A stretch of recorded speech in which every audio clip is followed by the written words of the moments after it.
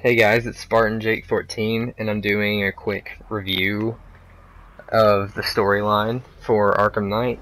None of this is really going to be in order with the videos that I'm showing, just because I'm going to go over things really quick, and I'll let you see some other stuff. I'll talk a bit about stuff I like and don't like about the game, what I think about some parts of the story, sort of put out my ideas, things like that. And just a warning, this is going to have very heavy spoilers, so if you do not want the game ruined for you, please don't watch this, and then just please don't. Anyway, so Halloween night, Scarecrow basically calls out the whole city, says he's gonna nuke it with fear gas pretty much, and everybody evacuates, which sets up, you know, the city not having a ton of people crowding your way everywhere. Except for the thugs who stay there to just, you know, destroy absolutely everything and steal. And kill other thugs. Anyway, so Scarecrow has a few new allies this time. He's got the Arkham Knight, Penguin, Harley Quinn, Two-Face, they're all on his side. Poison Ivy is not, and because of that, she basically gets locked up by Scarecrow. Batman comes and gets her, takes her to the GCPD, she gets locked up. I'm just trying to think about some stuff real quick. Batman goes to Ace Chemicals because Scarecrow is building a bomb there. While he's basically downsizing the radius of the explosion, then he inhales so much fear gas that it actually awakens a Joker part of himself. And the reason for that is because back in Arkham City, whenever Joker sent out his blood to all those hospitals, 5 people actually got infected with it. And, as you know, Batman got infected with Joker's blood also. And I think that's what... I'm not sure why Batman still has it in him. I'd say that he probably had a bit of an infection with it. And then the fear gas is what really started to break down his mentality. But these people who get infected with Joker's blood, these 5 people who I can't remember all their names. I remember that one is Johnny Charisma, another one is the Goliath, another one is Henry something, and then there's this girl whose name I can't remember at all. But the girl develops Joker's obsession with Batman.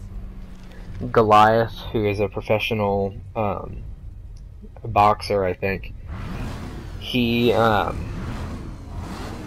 develops his aggression and violence, his sense of violence and everything. And Johnny Charisma just is psychotic, just completely insane. And then Henry doesn't seem to have developed anything at first, and so they're trying to find a cure from Henry's blood, but Henry actually is infected, and so that's why they can't find one, is because he's been infected the whole time. He actually calls Harley Quinn to their little hidden... It's not really a bat cave, it's more like just the bat computer. But, calls him to the movie theater, Harley, and lets them all break out, has Batman at gunpoint later and is gonna kill him, but then sees that Batman has Joker in him as well, and so he kills himself. During this entire thing, Barbara Gordon, like you can see here, has been kidnapped by Scarecrow. Well, not really by Scarecrow, by Arkham Knight, and placed in there by Scarecrow. And what I want to say about this part right here, I think that the reason that Barbara comes back later in the game and hasn't actually been killed is because Batman is seeing one of his worst fears right here. which is one of his friends being killed. I think that the fear gas that he saw come down was actually a reflection in the window right there. And so the fear gas isn't actually being breathed in right now. And right there, whenever Joker walks in front of her, then what's happened? She's gone, Alfred. What do you mean? Barbara. I think that was her. Scarecrow was I think that was just, I don't know. I don't actually think that any of that happened, obviously, because she comes back later. So Batman was just seeing all of it. The reason the windows would be shattered is because he was punching them trying to get through. Please listen. Have revealed what the cloudburst does. It's a dispersal device. Yeah, that's just my idea. Even right there, it looks kind of like it was punched instead of being shot, in my opinion. Or he's just hallucinating the whole thing. I mean, Joker's in there anyway. He could have hallucinated all that, because right there, Joker's back again. But Master Bruce, don't let Miss Gordon's let's see. Don't let it be for nothing. During the thing at the theater, then Joker keeps showing Batman hallucinations of Jason Todd. And he's showing, and if you know who Jason Todd is, then it is, if you don't know, I mean, Jason Todd is the second Robin who came after Dick Grayson, and he was murdered by Joker. He beat him with a crowbar and then blew up him and his mother. But then Ra's al Ghul actually, and here's one of the Jason Todd bits right here. Ra's al Ghul, which it doesn't talk about that in here, it just basically it's like Joker left him alive. But Ra's al Ghul actually comes back and uses a Lazarus pit to bring Jason back to life. And it doesn't take well, and it breaks it just makes him psychologically unstable. And so he becomes Red Hood, and all he cares about is getting revenge on Batman and Joker. Well, in this, like I said, it's just Joker leaves him alive. That's another reason that I think that Barbara dying could have been a hallucination, because it shows Jason being killed, and plus it shows all this stuff too.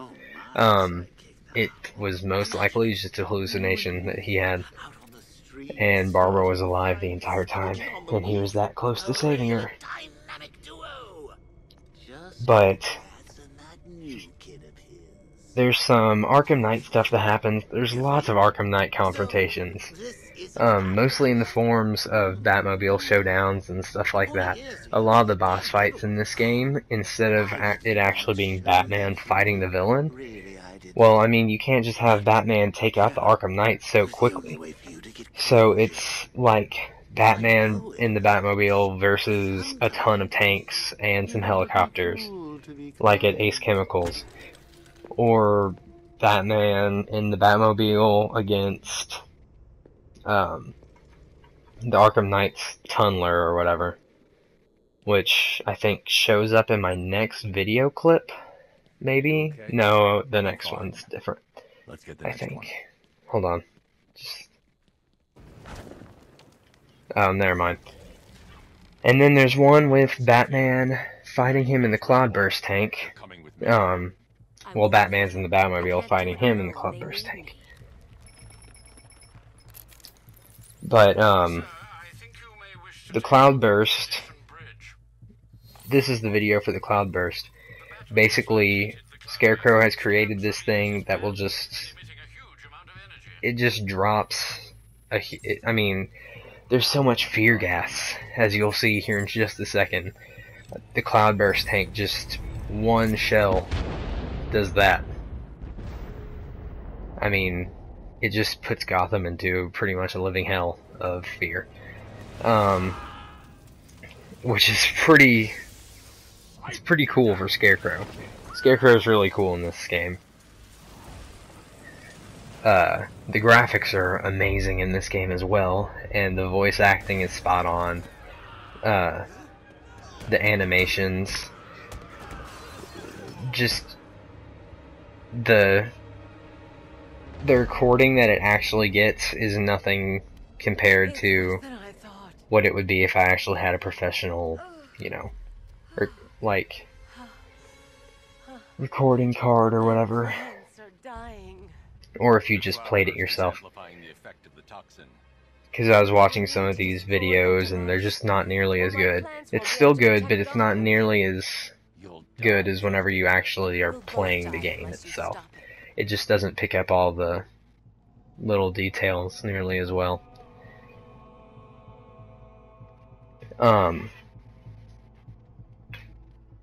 So the cloudburst goes off. Poison Ivy uses her plants to counteract the spores. Well, to release spores and counteract the chemical. Well, she ends up doing that. Poison Ivy actually dies. She dies as a hero though, and it's really sad. Well, you and Jim Gordon, well, Batman and Jim Gordon, go back after Barbara and Joker and Scarecrow, and they end up capturing Jim Gordon.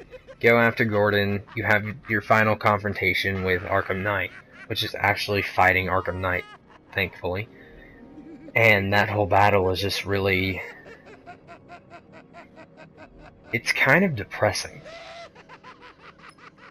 But it just gets to the point, everything's just so bad, Batman just can't do it anymore.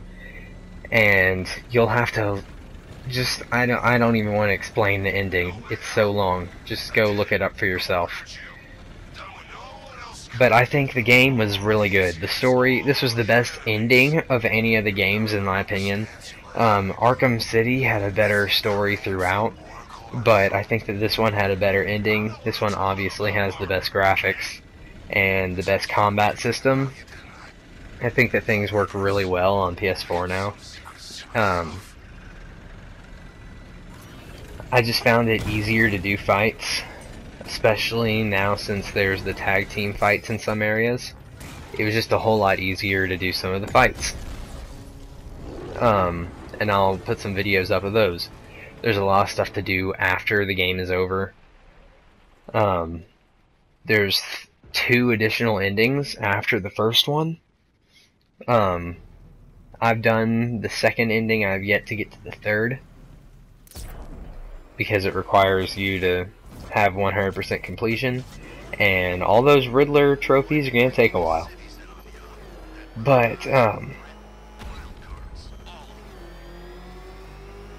mean, I just thought the game was, I thought it was amazing.